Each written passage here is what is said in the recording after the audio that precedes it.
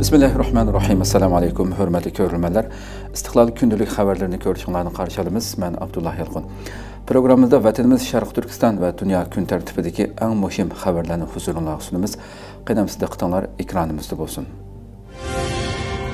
Xitayning ən yeni aviamatkisi Fujian Tayvan bo'g'ozidan o'tdi.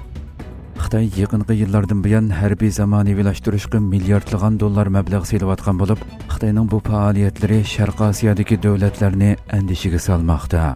Xitoy dengiz armiyasi juma kuni Fujian nomli 3-chi va eng yangi aviamatkisining Sazgur Tayvan bo'g'ozidan o'tib, Janubiy Xitoy dengizida ilmiy tadqiqot sinoqlari va mashq vazifalarini ijro qilganligini jakarladi.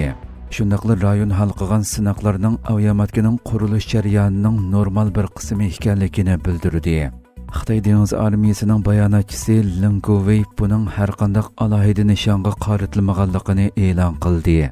Biroq Singapurdagi Ser Rajaratnam xalqaro tadqiqot maktabining peshqadam tadqiqotchisi Fujianning Sazgur Tayvan bo'g'ozidan o'tishining Xitoyning kuchlik harbiy kuch va uning sirtidagi dengizda zo'r kuch sifatida taraqqiy qilishni nishon qilayotganligini eskartib, bu Xitoyning yangi harbiy kuchini namoyon qilish va raqiblariga ochiq-oshkora holda signal berish uchun qilingan harakatdir, dedi. Xitoyning yana bu yo'nalishda faoliyat olib berayotgan Liaoning va Shandong nomli ikki aviamatkisi bor. Fujian bo'lsa navbatda dengizda sinoq olib bormoqda. Tayvan Davlat Mudofaa Ministrligi juma kuni o'rtaq istixborot ko'zitish va razvedka usullari orqali vaziyatni to'liq tushunib yetganligini va tegishli javob qaytarganligini jakarladi.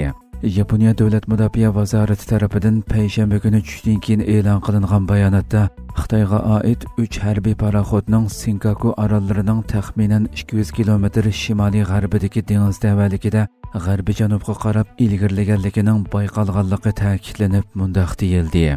Bularning ichida Xitoyning Fujian nomli aviamatkisi Yaponiya dengiz armiyasi o'zini qo'g'dash qismi tomonidan tunji qatim dalillandi. Yaponiya 7-oyda Xitoyning kunsiri kuchayotgan harbiy faoliyatlarining bexatarligiga ig'ir ta'sir ko'rsatishi mumkinligini e'lon qilgan. Shundaqla 8-oyda Xitoy harbiy aeroplanining havo bo'shlig'iga tunji qatim kirganligini bildirgan edi. Xitoy harbiy ishlar analizchisi Song Jongpingning qarashicha, boshqa dengizlarga qaraganda Janubiy Xitoy dengizining sharoiti intayin mushkul ekan.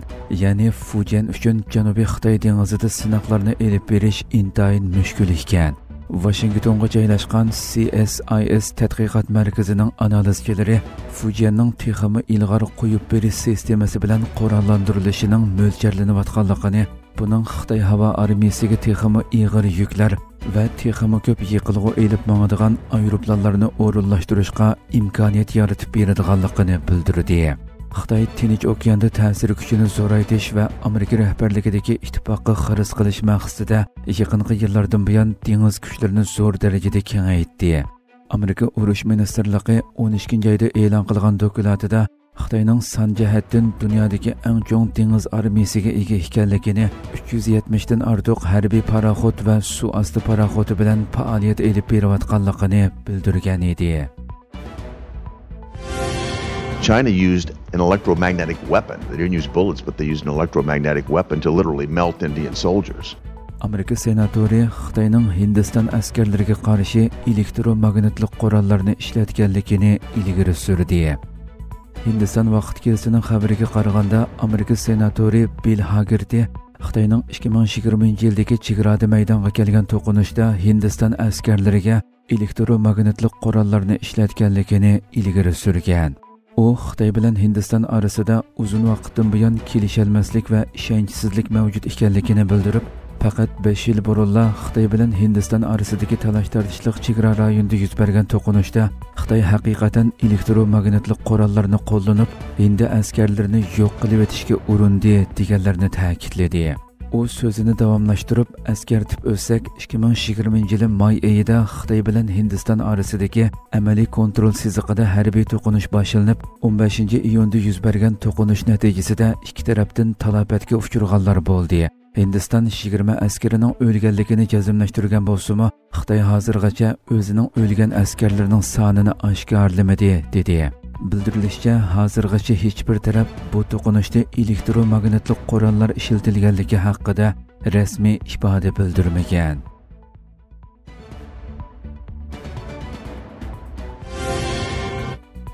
Tayvan Xitoyning ishg'ol niyati haqida Amerikani ogohlantirdi.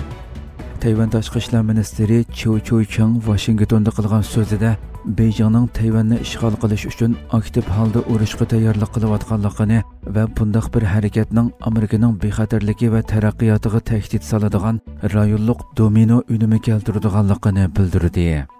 Reuters agentligining xabariga qaraganda, u Washingtonda Heritage fondida qilgan so'zida Xitoyning atalmish birlashish tirishchanligini Xitoy raisi Xi Jinpingning dunyoviy rahbarlik safsatasi bo'lgan Xitoy tushiga bog'lab tushuntirib, Tayvandagi Xitoy hokimiyatini qo'g'dash uchun zarur bo'lgan barliq tadbirlarni oladiganligini qayta ta'kidladi.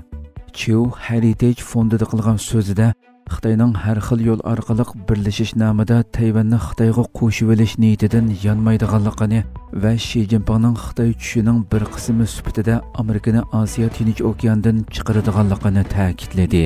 Tayvanning mag'lub bo'lishining rayondagi kuch tangpunligini buzadiganligi va Amerikaning taraqqiyotiga tahdid soladiganligi to'g'risida ogohlantirdi. Chiuning Amerikaga qilgan bu nadir ziyorati Xitoyning rayonda kunsiri kuchayayotgan harbiy tajovuzchiligi oldida Amerikaning qo'llashini qo'lga keltirish tirishchanligining bir qismi deb qaraldi. Hurmatli ko'ruvchilarimiz, shuna qilib bugungi xabarlarimiz mushu yerda oxirlashdi. Inshaalloh atiki programmamizni ko'rishgacha omon bo'linglar. Assalomu alaykum va rahmatulloh.